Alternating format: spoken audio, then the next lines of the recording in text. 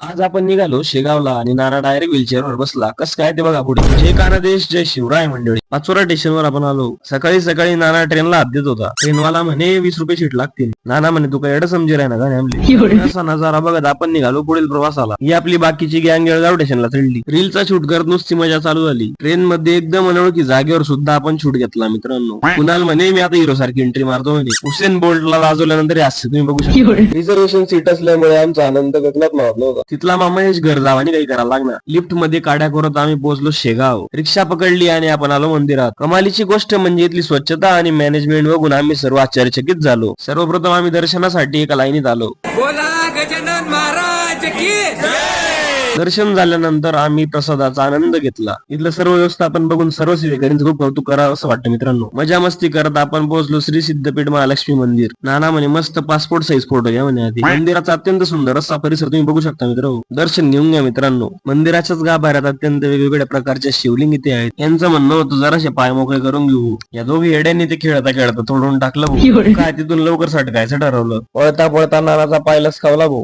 भाऊला बुट बी घालता येत नव्हते. रिक्षात बसून आम्ही निघालो. सर्वांची निरागस चेहरे तुम्ही बघू शकता. येडेचाळे केल्याशिवाय दिवस संपेल असं काही वाटत नव्हतं. समाधान म्हणे वन्स मोर म्हटलं तो आता इथंच थांब. शेगाव स्पेशल कचोरी खाल्ली. शेवटी अंगातले किडे शांत झाले होते. मित्रांनो नुसता व्हिडिओ बघू नका, फॉलो नक्की करा.